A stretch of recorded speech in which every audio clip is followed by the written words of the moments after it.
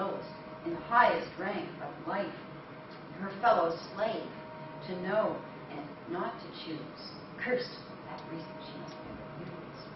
Now, we did start a little bit late, but can I speak for some more? Sure. Okay, because I just want to talk about Benny, because she's better known, and although it's not drama, that's one of the scenes, the only illustrations from the 1730s of the assignation.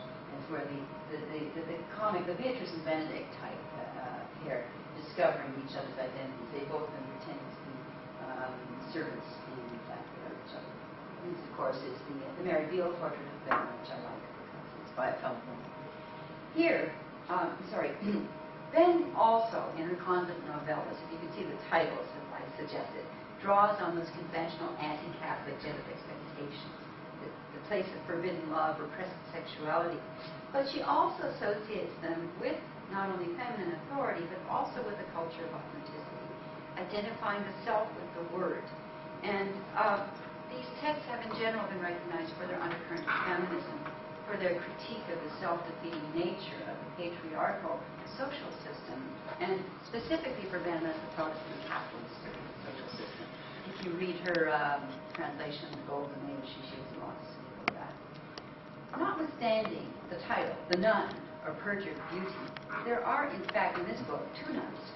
One is the perjured beauty, Ardelia, and the other, Elvira, the good nun, is herself a rejected lover, faithful both to her love and to her vows, because she has a faithful lover. Ardelia, who is inconstant, beauty of the title, has a succession of loved objects in the story. That includes all men, except her father, and she seems to fulfill the anti-feminist stereotype of woman as inconstant by nature, but in fact her inconstancy is rooted in her own moral and spiritual weakness, and the narrator actually comments on this. No wonder that she, who could resolve to forsake her God for men, because she doesn't even stick to her religious vows, should quit one lover for another. A similar principle is reflected as her language is increasingly duplicitous of self. The antithesis to her is, of course, the virtuous nun, Elvira, who is a woman of principle, self-control, and faithfulness both to God and to the lover who has spurned her. In this narrative, the convent doesn't really appear much except as a refuge. The dominant setting, in fact, the convent allows space for reason to come into play, of passions to subside, and friendship to work things out. Instead, the domestic space, the house and paternal authority it implies, is represented as the place of confinement, complete with window graced with iron. This is a common feature in Restoration, especially Ben's representation of European Catholic countries, where the familial authority is despotic, women are walled up in the home or convents, and when they're let out, they're attractively and usually mysteriously veiled. Okay, this story emphasizes the inherently fractured nature of those homosocial bonds, patriarchal honor, because instead of the woman causing a split in male friendship, Bain allocates the blame onto the passionate weakness of the male characters. Their friendship comes into conflict with the paternally appointed marriage, and it ends, of course, in violence and dueling, so it falls apart.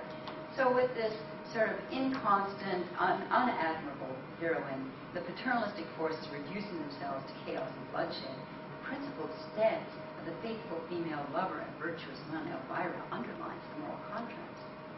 Now, a better-known novel and perhaps more sensationalistic is The Fair Jilt, female rogue narrative, and it's built on a comparable contrast.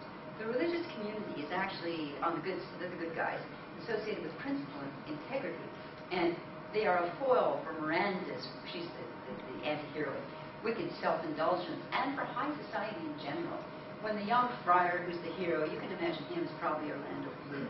Okay, the young friar, he's held up unfairly to trial, and he's represented by the priest. She is represented by her foppish and sensual admirers. So the plot in this story actually coincides with the moralizing of the good fathers. Miranda's misfortunes date from her false accusations against the young friar. She actually is in love with this guy. He is a prince. He's lost his love. He's taken orders. And she is trying to force him to set aside his orders and make love to her. And she uses a confession like he plays forth. And then screams rape when he refuses to touch her. And so there you go. That's the story nutshell, that half of it. So as soon as the false accusations happen, she starts to have very bad luck. And then when she repents, immediately her fortunes turn around. Notably, her husband, she is married, escaping from beheading. This is quite remarkable. The details of the monastic system in Catholic countries allow us to understand some of the background. But most direct is the focus on the young prince, friar, who is like Elvira. He's faithful to his unfortunate love and his religious vocation. So Miranda assaulting him in the confessional reverses not only the conventional religious roles, but also the gender roles. His eyes, it's usually the women's eyes, right? His eyes give the wound. He is portrayed as the wasted man with his youth, sexual vigor, and his quality given to monastic vows. What a waste! His silent failure to defend himself, which arises from his scrupulous observance of the confidentiality of the confessional, and which actually is what leads him to be accused, is comparable to the silence expected of women. Anti-Catholic conventions around monasticism and eroticism are incorporated into Miranda's thinking, into her strategy. She considers the religious habit a disguise proper to the stealths of love. She uses the privacy of the confessional as a cloak for her own sensuality and assault on his virtue, and she herself mouths the conventional critiques of Catholic bigotry and hypocritical devotion in her attempted seduction of the young friar, and uses that narrative of eroticism to entrap him. These rhetorical stratagems contrast sharply to the friar's own principled responses to her.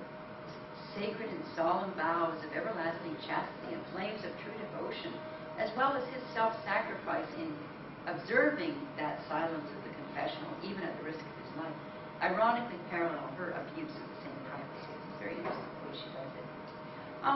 The history of the nun is, of course, Ben's most extended anti-convent exploration. The history of the nun, or the fair vow breaker, and I'll deal with it pretty quickly.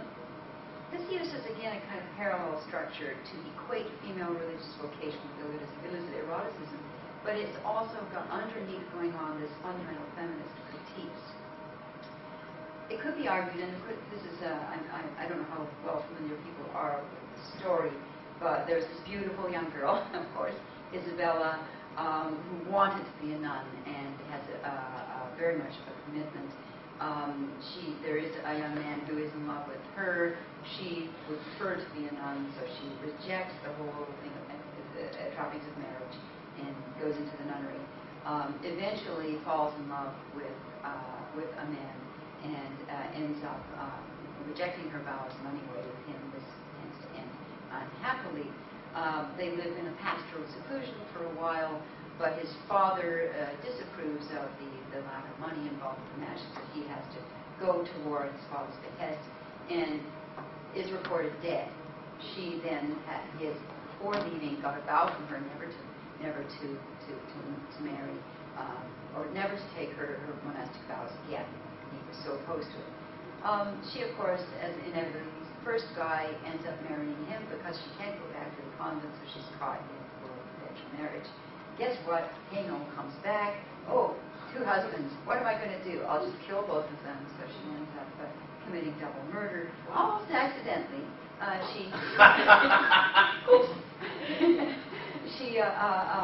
sews one into a sheet while he's asleep and dumps him in the river, and the other is tied to it, so they're both gone. And then she goes to jail, and where she ends up, of course, being executed, but returns to the form of confinement and the true God in the end. That is, of course, the plot is quite lurid and ridiculous. The substance that's very interesting.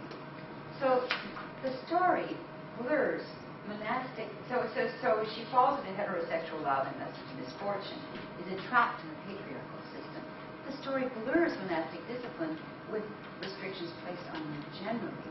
The figure of the nun is also a figure, her work as a wife certainly goes with that as well. So the story builds in a contrast, first of all, between male and female authority. The masculine is secular, the feminine is religious. And this is a very common pattern in these works. And here again, a nice abbess